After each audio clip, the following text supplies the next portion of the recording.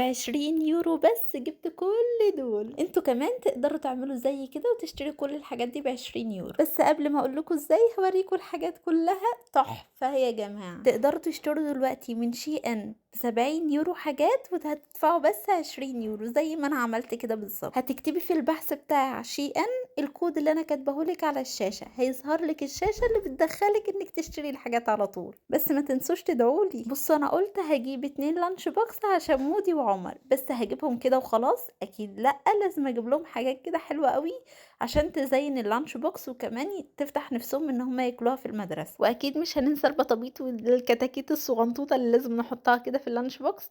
النهارده عملت لهم الخيار وحطيت لهم واحدة فيهم، بصوا كانوا بيتضربوا عليها يا جماعة. فانتي ابنك لو بيرجع لك باللانش بوكس مليان هاتيله الحاجات دي بس كده وشوفي التغيير اللي هيحصل وعلى ضمانتي. اكتر حاجة عجبتني ان كانت الماتيريال حلوة قوي، وبالذات بتاعة اللانش بوكس كانت جميلة وكانت متينة، يعني تستحمل بصراحة مع العيال. وهنا بقى مش هننسى ان احنا نعمل الخيار والطماطم وكل الخضار بالاشكال النجوم. النجمة دي كانوا بيتخانقوا عليها. انا اخترت اكتر عدد كانوا 62 قطعة. واكيد مش هنسى البحر وهجيب مايو جديد، فاشتريت مايو من شي ان ودي اول مرة اشتريه، وبصراحة اتفاجئت من الماتيريال بتاعته كانت حلوة قوي وخامته كانت نظيفة وكل حاجة فيه كانت متقفلة صح. بس ما كانش جاي بطاقية، فاخترت ان انا اشتري طاقية من شي ان عشان يكون اللوك جاهز بصراحة. وجبت كمان طاقية المودي علشان في البشينة لازم ننزل بالطاقية كلنا.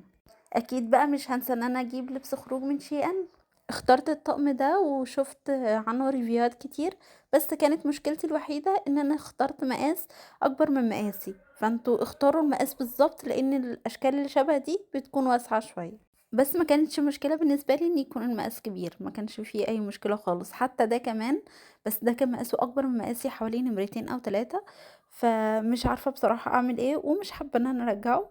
فلو حد عاجبه الطقم ده يا جماعة انا بطلعه فور فري ببلاش، بس انا جايباه مقاس اكس لارج. اكتبولي في الكومنتات لو حد قريب من ابياتي جراسو وانا والله العظيم اديهوله واديله عينيا كمان. بس المقاس بتاعه مقاس اكس لارج، وحد يكون طويل لان انا قصيره فجاي عليا قصير قوي. لا لا يا جماعه اقصد طويل قوي. وبصراحه قلت كمان هجيب ليب جلاس فعلشان يعني يكون حاجات صغنطوطه كده في الشنطه معايا، ودي كانت فكره حلوه قوي. بس الريحه بتاعته مش عارفه ليه ما عجبتنيش، وقلت اكيد مش هجيب كل الحاجات اللي فاتت دي ومش هفتكر جوزي بحاجه، قمت جايبه له محفظه يا جماعه. بس اكتر حاجه عجبتني فيها انها بتتقفل بالسوسته، وكمان الجلد بتاعها كان حلو جدا.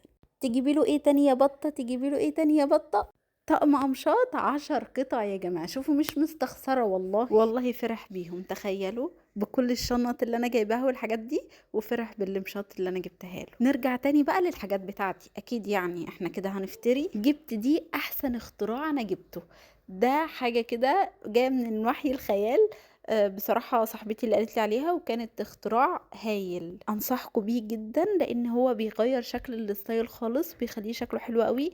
هو مش لايق قوي على على الشميز اللي انا لابساه، بس كان لايق على الشميز الاسود اللي انا كنت لابساه قبل كده، كان تحفة. فمستنية ايه؟ ادخلي اطلبي دلوقتي حالا حاجات ب70 يورو، هتدفعي 20 يورو بس. جبت الاسود القصير، اجيب بقى الابيض الطويل، اكيد مش هينفع ان احنا نستنى اكتر من كده. فجبت الابيض علشان كان في حاجات عندي لونها ابيض وكانت قصيرة شوية من الكم، فهي بصراحة كانت حلوة قوي. تفتكروا انا جبت كام قطعة ب70 يورو؟ عدوهم واكتبولي في الكومنتات، هستنى اشوف مين اللي هيخمن صح.